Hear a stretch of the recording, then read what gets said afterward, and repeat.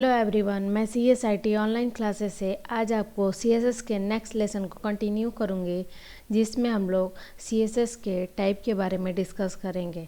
हम लोगों ने प्रीवियस में इनलाइन और इंटरनल टाइप पढ़ चुका था। अभी हम लोग एक्सटर्नल टाइप को डिस्कस करेंगे कि CSS में एक्सटर्नल CSS कैसे लिखा जाता है। तो सबसे पहले हम डिस्कस करते हैं कि एक्सटर्नल CSS का प्रोग्राम बनाते क्या हैं या होता क्या है। तो इंटरनल CSS जो होता है वो हमारे मल्टीपल वेब पेज के लिए एक CSS लिखते हैं, जो एक अलग फाइल बनती है .css नाम से, ठीक है, और उसे हम अपने HTML के पेज से लिंक कर देते हैं, ठीक है। अब जो भी आप स्टाइलिंग लिखेंगे एक्सटर्नल CSS में, वो सारे आपके वेब पेज के लिए वर्क करेगा या पूरे वेबसाइट के लिए वर्क करता है, ठीक है। तो इसे बनाते कैसे हैं, हम एक फ़ाइल बनाएंगे style.css नाम से, नाम कुछ भी रख सकते हैं, ठीक है।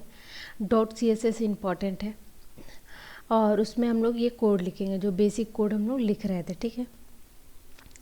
अब इसको हम लोग लिंक कहाँ करते हैं, हेड सेक्शन के अंदर। जो भी फाइल लिंक करना है, लिंक करने का तरीका क्या है, लिंक लिखते हैं, REL लिखते हैं equal to style set. REL का मतलब होता है रिलेटिव, रिलेटिव मतलब हम स्टाइल सेट के रिलेटिव में ये प्रोग्राम लिख रहे हैं। Type text CSS, text CSS मतलब ये टेक्स्ट सपोर्ट करता है, CSS इसका टाइप है। और HREF का मतलब आपको पता होगा, इनका टैग आपने पढ़ा होगा। तो हाइपर रेफरेंस मतलब हम उस पेज को लिंक कर रहे हैं अपने HTML वाले पेज से, ठीक है। तो इसका प्रोग्राम कैसे बनाते हैं, चलिए देखते हैं। अभी इसका HTML वाला सेक्शन देखेंगे तो देखिए यहाँ HTML लिखा है, हेड लिखा है, टाइटल यहाँ एक्सटर्नल CSS, टाइटल क्लोज किए, यहाँ लिंक REL स्टाइल से टाइप रिलेटिव, ठीक है। ये हमने पूरा इसको लिंक कर दिया, हेड को क्लोज कर दिया, ओके। अब यहाँ बॉडी स्टार्ट किया, बॉडी के अंदर H1 लिखा, H1 में एक क्लास बनाया। क्लास बहुत सारी चीज़ें बनती हैं जो आपको बाद में बताएंगे। क्लास बनाई, ये एक तरीके का सेलेक्टर है। सेलेक्टर मतलब हम किसी एलिमेंट में किसी पर्टिकुलर ही जगह पे वर्क करना चाह रहे हैं, जैसे कि हेडिंग बहुत सारे हैं लेकिन हमें H1 के हेडिंग इस क्लास में ही सिर्फ वर्क करना है, ठीक है। हेडिंग 1 में ही सिर्फ काम करना है, ऐसा तो हम लोग क्या करेंगे, हेडिंग क्लास सेलेक्टर का यूज़ करेंगे, ठीक है। क्लास और आईडी होता है। एलिमेंट सेलेक्टर तो आपको पता होगा, डायरेक्ट नाम लिख के जो करते हैं, ठीक है। तो सेलेक्टर अभी हम पढ़ाएंगे। अभी बस समझिए कि हम एक्सटर्नल CSS लिखते कैसे हैं। तो सबसे पहले हम लोग चलते हैं नोटपैड पे, नोटपैड ओपन कर लेते हैं, नोटपैड++।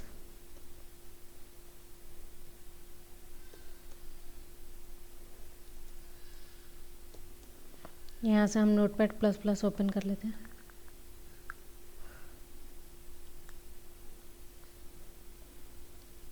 हम न्यू फाइल ले लिए, ठीक है। अब हम लोग नॉर्मल यहाँ जैसे लिखते हैं HTML, वो पूरा HTML लिखते हैं। HTML लिखा, ठीक है, HTML को क्लोज़ किया। यहाँ पे हम टाइटल लिखते हैं, हेड लिखते हैं, हेड के अंदर टाइटल लिखते हैं। टाइटल में हम लोग लिख देते हैं कि एक्सटर्नल CSS का प्रोग्राम है, तो एक्सटर्नल CSS ही लिख देते हैं, ओके। अब यहाँ पर हम लोग लिख लेते हैं एक्सटर्नल CSS, ओके। यहाँ पे हेड के अंदर आते हैं, यहाँ पे लिखते हैं लिंक कर रहे हैं, देखिए लिंक। पहले यह पूरा प्रोग्राम लिख लेते हैं, उसके बाद आपको बताते हैं हेड। अब हम लोग यहाँ बॉडी स्टार्ट करते हैं। बॉडी स्टार्ट करने के बाद यहाँ बॉडी क्लोज करते हैं। अब बॉडी के अंदर हम एक हेडिंग बनाते हैं H1, ओके। H1 का यहाँ पे क्लोज करते हैं, ठीक। और इसके अंदर आपको जो भी मन है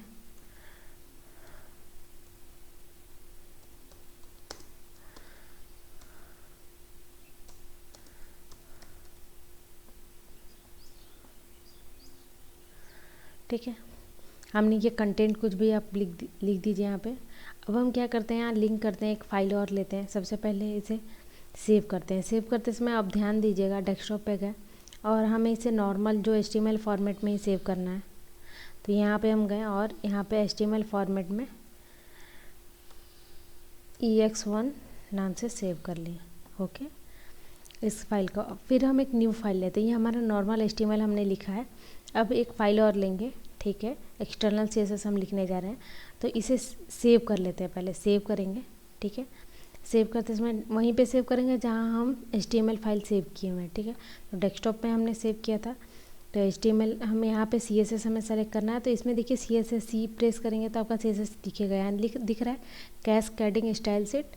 तो इसको सेलेक्ट करेंगे और इसका नाम हम रखेंगे स्टाइल, नाम कुछ भी रख सकते हैं, style.css, क्योंकि CSS की फाइल है इसलिए style.css इसका नाम दिया मैंने, ठीक है। अब ध्यान से देखिए, मैंने एक HTML की फ़ाइल बनाई जो x1.html नाम से सेव है, ex.html नाम से सेव हुआ, और यहाँ पे एक CSS की फ़ाइल बनाई, ठीक है। अब हम यहाँ एक CSS लिखेंगे यहाँ पे, ठीक है, H1 क्योंकि इसमें हमने H1 का यूज़ किया है, ठीक। तो इसलिए एलिमेंट को सेलेक्ट कर रहे हैं, H1 लिखा, और H1 के अंदर बेसिक जो वर्क बताए थे वही, अभी वही एक ही चीज़ करके सब में बता रहे ताकि आपको क्लियर हो सबका डिफरेंस। यहाँ पे हमने लिखा रेड, ओके। अब हम यहाँ पे आते हैं, अब ये अभी रन कराएंगे, देखिए क्या दिख रहा है, नॉर्मल आपका जो है फॉर्मेट वो दिखेगा। CSS की फ़ाइल रन नहीं करती है, HTML का फाइल ही रन करती है। ये एक्सटर्नल CSS जो टाइटल में हमने लिखा था, और ये देखिए जो पेज पे लिखा हुआ है, ठीक है। अब हम इसका रेड कलर किए हैं एक्सटर्नल CSS के जरिए, लेकिन वर्क नहीं कर रहा है। तो अभी देखिए वर्क कैसे करेंगे, यहाँ पे आएंगे टाइटल के नीचे, टाइटल यहाँ क्लोज किए, यहाँ लिखेंगे लिंक, ठीक। यहाँ पे लिखेंगे REL रिलेटिव, इसके अंदर हम लिखेंगे स्टाइल सेट,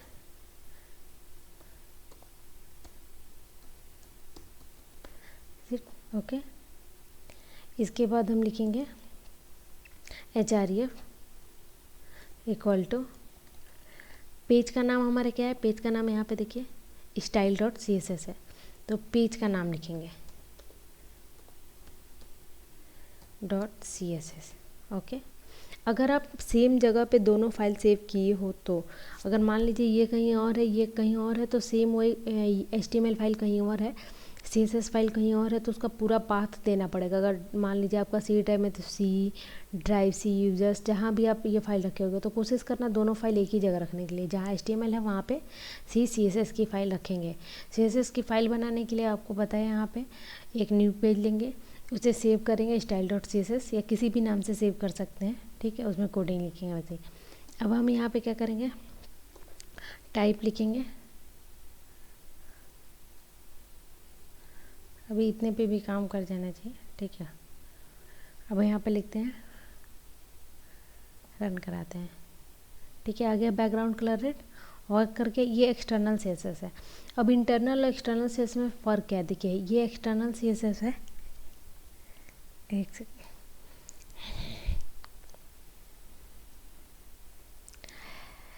तो ये सबसे पहले हम x1.html नाम से एक फ़ाइल बनाई जिसमें हमने HTML लिखा, ओके।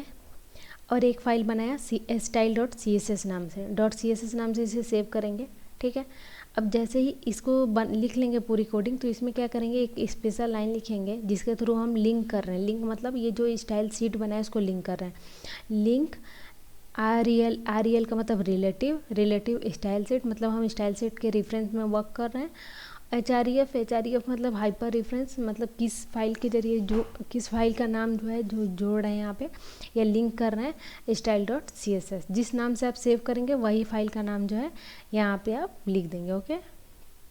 फिर इसको क्लोज, यहाँ पे ये एम्प्टी टैग होता है, क्लोज नहीं होता, लेकिन अगर आप सेल्फ क्लोजिंग करना चाहते हैं तो ऐसे आप सेल्फ क्लोजिंग कर सकते हैं, ठीक है। ये HTML5 में बताया गया है, कोई भी टैग सेल्फ क्लोजिंग कर सकता है, लेकिन वही टैग जो एम्प्टी टैग होते हैं वो सेल्फ क्लोजिंग करते हैं, ठीक है।